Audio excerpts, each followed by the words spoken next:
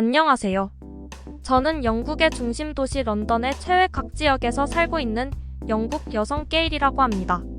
저는 어렸을 때부터 한국에 너무나 많은 관심이 있어서 다른 친구들은 수학이나 과학, 그리고 학과 공부를 해나갈 때 저는 아주 자연스럽게 한국어를 먼저 공부하게 된, 사실상 한국인 수준의 대화 능력을 갖추고 있는 아주 특이한 사람이라고 할 수 있죠. 제가 지금 다니고 있는 직장 또한 영국에서 제일 많은 한국인이 사는 뉴몰든 한인타운 근처의 관광 정보를 제공하는 기업에서 일하고 있기 때문에 저는 너무나 적성에 맞는 일을 하고 있다고 말할 수 있을 정도인데요. 특히나 저는 단순히 한국어를 공부하고 대화만 할 수 있는 수준이 아니라 지금의 한국인들은 어떠한 문화를 가지고 있고 어떠한 생각을 기반으로 편리한 삶을 사는지 모두 알고 있을 정도이기에 이곳 런던에서 관광을 온 한국인 여행객분들이나 다른 외국인들을 대상으로 관광과 관련된 정보를 제공하는 기업에서 일을 하는 저로서는 정말 꿈의 직장이라고 할 수 있을 정도입니다. 그리고 더욱 놀라운 것은 약 1년 전 경험한 하나의 아주 특이한, 그리고 제가 직접 경험한 영국의 일간 신문지에 실릴 정도의 놀라운 사건을 겪게 된 뒤에는 이러한 한국과 한국인들을 사랑하는 저의 마음이 더욱 커지게 되고 말았는데요. 저는 처음부터 한국이라는 나라 자체에 많은 관심이 있던 학생은 아니었습니다. 제가 태어난 최초의 지역은 영국에서도 최고의 빈민가에 속하는 도시 중 하나였기에 저는 사실상 노숙자 생활을 하는 부모님의 밑에서 태어났다고 말할 수 있을 정도로 제가 태어난 가정 환경과 주위의 시설 환경들은 정말이지 최악의 기억으로 밖에 생각되지 않을 정도였죠. 어렸을 때부터 저는 이미 부모님과 함께 밖에서 자는 것이 익숙할 정도로 사실상 노숙자 가족의 삶을 살고 있었기 때문에 어렸을 때의 기억은 저와 비슷한 또래 나이대의 친구들과 놀았던 기억보다는 하루하루 오늘은 또 어떻게 배고픔을 해결해야 되고 어디서 잠을 자야 될지와 같은 제 또래의 친구들은 절대 할 수 없는 고민을 하기 시작하며 노숙자 부모님과 함께 정말 생존하기 위한 하루하루를 보내왔기 때문입니다. 하지만 아무런 책임감 없이 저를 낳은 부모님은 노숙자 생활을 하는 것에 아무런 위기의식도 느끼지 않으셨고 언제부턴가 저에게 더욱 많은 돈을 직접 구해오라는 다소 이해할 수 없는 화까지 내시면서 어린 나이에 저를 학교에 보내기는커녕 길거리의 사람들로부터 돈을 구걸해오라는 정말 부모가 맞는지조차 의심이 되는 발언을 참 많이도 하셨습니다. 그렇지만 부모님이 이 세상 전부였던 저는 결국 부모님의 말씀대로 길거리에서 더욱 긴 시간을 구걸 활동을 하며 돈을 모아 부모님에게 가져다 드릴 수밖에 없었고 그럴수록 저는 점점 영양실조는 물론 언어조차 제대로 배우지 못해 다른 친구들과는 소통되지 않을 정도의 아이로 변해버리고 말았죠. 그런데 어느 날 아주 이상한 일이 발생했습니다. 그날도 여느 때와 다름없이 부모님과 함께 영국의 노숙자들이 많이 모이는 강당 같은 곳에서 잠에 들고 난 뒤 저 혼자 길거리에 나와 돈을 받기 시작했는데 한 외국인이 저에게 오더니 전혀 처음 보는 단어가 적힌 책을 주면서 돈을 줄 수는 없지만 지금의 이 책에 있는 모든 단어를 공부하게 된다면 분명히 저의 인생에 도움이 될 것이라는 말을 아주 간략한 단어로 설명해주면서 돈 대신 하나의 책을 주고 떠났기 때문입니다. 그리고 그때는 저에게 책을 준 사람이 한국인이었다는 사실과 그 책이 정말 기초적인 한국어의 자음과 모음이 적힌 외국인 학습 전용 한국어 단어책이었다는 사실을 뒤늦게 알게 되었죠. 너무나 어린 나이였기에 그 책이 어떤 것인지 제대로 알지 못했지만 왠지 모르게 부모님에게는 그 책을 받았다는 사실을 알리기가 싫었습니다. 어차피 부모님께서는 모든 것을 돈으로만 계산하셨기 때문에 제가 책을 받았다는 사실을 알면 당장 그 책을 팔아서 돈으로 바꿔오라는 화를 내실 게 뻔하셨기 때문에 저는 저의 비밀스러운 물품들을 모아놓는 상자에 그 책을 넣어놓고 무려 3년이 넘는 시간 동안을 잊고 살아왔죠. 하지만 그 3년 동안 바뀐 것은 아무것도 없었습니다. 오히려 아버님은 저와 어머니의 곁을 그저 아무런 통보 없이 떠나셨다는 사실과 어머님조차도 노숙자 생활을 어떻게 극복해야 될지 전혀 알지 못한 채 그저 저와 엄마는 제가 정상적인 학교를 다녀야 하는 나이로까지 성장했음에도 불구하고 변하지 않는 구걸 생활을 하고 있다는 사실은 전혀 바뀌지 않았기 때문이죠. 어릴 때는 몰랐지만 점점 저와 비슷한 나이의 친구들은 학교를 다니는 것은 물론 주위 친구들과 함께 보드를 타거나 정상적인 취미생활을 하는 모습을 길거리에서 많이 보게 되었고, 저는 그럴 때마다 학교도 다니지 않고 길거리에서 잠을 자는 노숙자 생활을 하는 저의 모습을 혐오하기 시작했습니다. 그때의 저희 나이는 고작 10살 정도밖에 되지 않았지만, 그 나이대의 아이들은 가지고 있는 강한 에너지나 행복한 모습이 전혀 보이지 않는 그저 우울한 여자아이에 불과했죠. 종종 다른 학교 친구들은 길거리에서 돈을 받고 있는 저를 볼 때마다 저처럼 학교를 안 가고 밖에서 놀고 싶다는 황당한 소리를 하는 것도 보게 될 정도로, 저는 그 마을에서는 노숙자 아이라는 남들이 지어준 이름을 가진 채 그 마을에서 유명해지기 시작했습니다. 그럴수록 저는 아무런 돈도 없고 지식적 능력도 없는 부모님을 원망하는 시간이 길어져 갔죠. 그리고 어느 날 저는 아주 큰 사고를 당하고 말았습니다. 그날도 어김없이 저는 노숙자 엄마와 함께 영국의 한 군부대 근처에서 군인들을 대상으로 조금의 돈이라도 받아내려는 노숙자 활동을 하고 있었습니다. 정말 하기 싫었지만 밥값이라도 벌기 위해서는 해야만 하는 일이었기 때문에 저는 그날도 여느 때와 다름없이 부모님을 원망하며 그저 엄마의 옆에서 아무런 말도 없이 고개를 숙인 채 땅만 바라보고 있었죠. 하지만 그날은 정말 운이 없어도 너무 없는 날이었습니다. 그날은 저와 엄마가 구걸하고 있던 도시 근처에서 영국군들의 사격대회가 열리는 날이었기 때문에 길거리에서 그러한 사격 소리를 듣는 것은 정말이지 고통스러울 정도였기 때문이죠. 멀리 있기에 소리의 강도가 약해질 수 있다고는 하지만 몇 시간 동안 사격대회의 위험한 소리를 듣는 것은 정말 정신이 이상해질 것 같은 기분마저 느껴지더군요.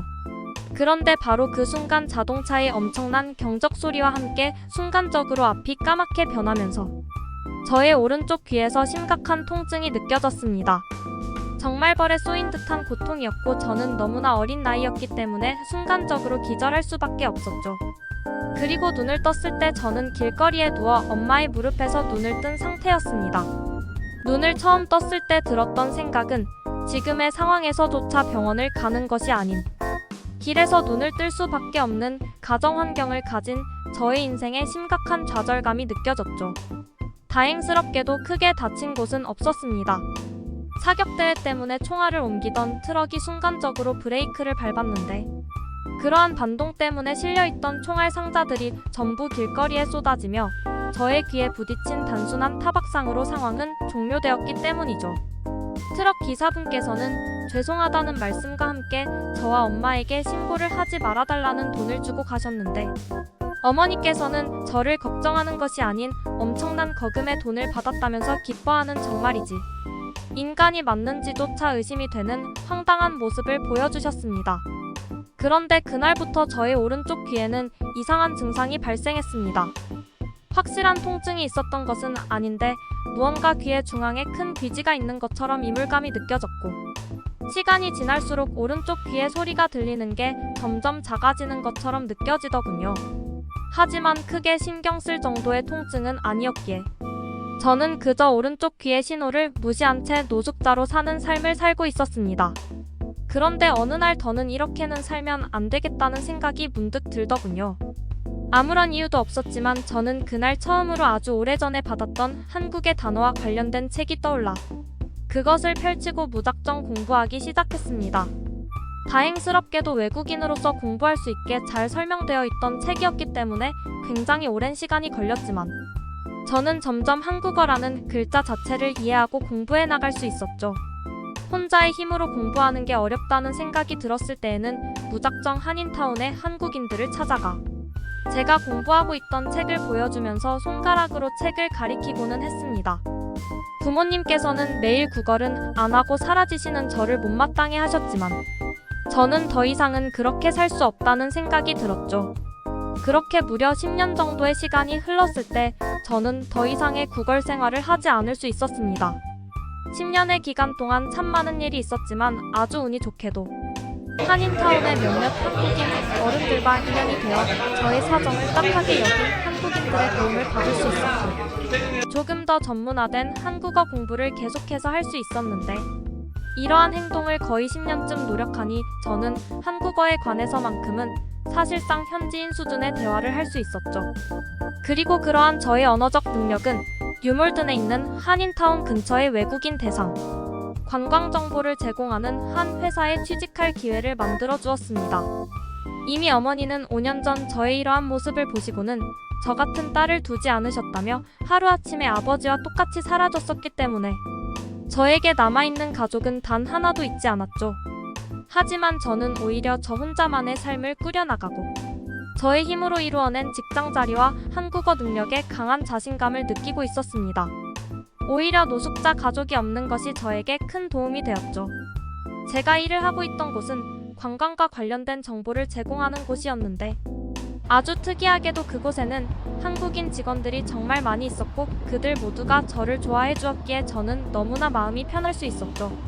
그런데 어느 날 제가 다니고 있던 회사의 한국인 대표님께서 요즘 감기가 유행이니 모든 직원이 한인타운 근처에 자신이 알고 있는 병원에서 간단한 검진을 받고 오라는 놀라운 말을 해주시더군요. 더욱 놀랍게도 그러한 검진 비용은 대표님이 전부 계산해 주신다고 하셨던 것은 물론 JNNOI 한국이었다면 정식적인 건강검진을 받을 수 있게 했을 텐데 그러지 못해서 미안하다는 말씀을 해주셨습니다. 살면서 병원을 가본 적이 단 한 번도 없었기 때문에 저는 그러한 한국인 대표님의 말을 제대로 이해하지 못했을 뿐더러 한국은 이러한 비용이 무료로 처리되는 것인가라는 생각에 한국이라는 나라 자체가 궁금해지더군요. 그렇게 저는 약 일주일 뒤 저와 친한 한국인 동료와 함께 한인타운의 한 이비인후과를 방문할 수 있었습니다.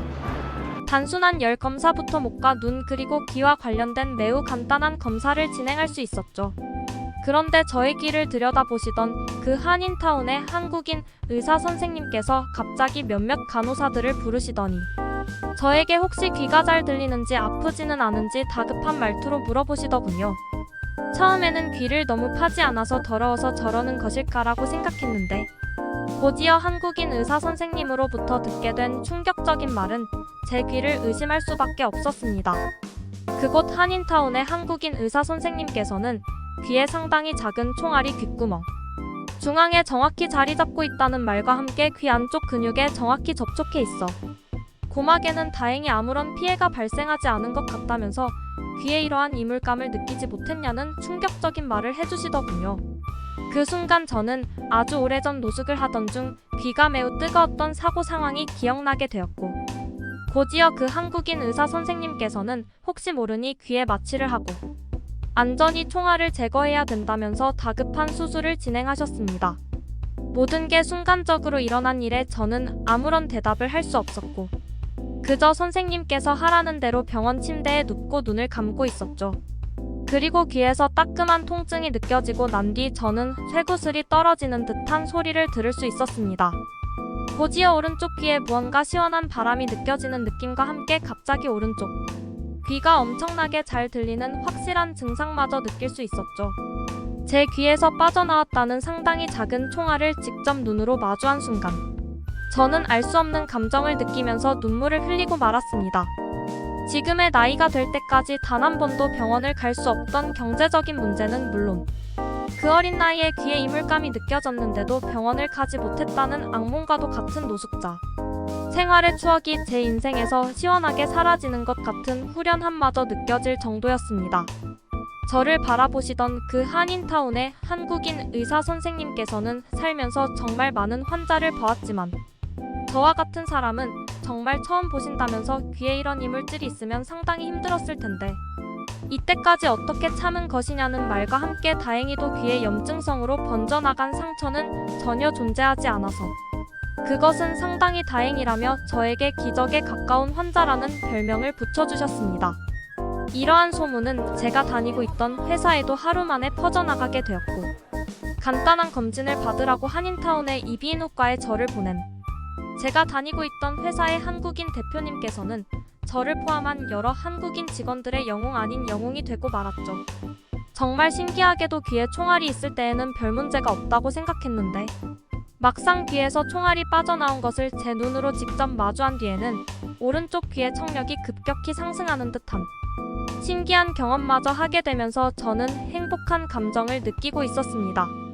이러한 저의 소문은 제가 다니고 있던 회사 근처의 한인타운으로도 퍼져나가게 되었는데 이 사건 이후 저를 찾아주시는 한국인 그리고 외국인 관광객분들이 너무나 많이 늘어서 저는 오래전에 아픔에 대한 보상을 받는 것 같은 기분과 마냥 한국과 관련된 직장에 들어오지 못했다면 나의 귀에는 평생 총알이 있었겠다는 생각에 가끔은 눈물이 흐르기도 했죠. 그리고 지금 저는 저의 귀에서 총알을 빼주신 한인타운의 한국인 의사 선생님, 그리고 저를 그 병원에 보내셨던 한국인 대표님께 항상 감사하다는 말씀을 드리며 한국인 분들의 관광이 더 좋은 경험이 될 수 있게 매일 노력하고 있습니다. 제가 한국인들에게 받은 기적의 대가에 비하면 매우 작다고 생각하기 때문에 저는 앞으로도 평생 아마도 한국인들에게 감사하며 살아갈 것 같으니까요. 끝까지 시청해주셔서 진심으로 감사합니다. 함께 하고 싶은 사연을 공식 메일로 보내주시면 신중히 검토하여 영상으로 제작하도록 하겠습니다. 여러분의 구독과 좋아요는 계속해서 좋은 사연을 소개할 수 있는 힘이 됩니다.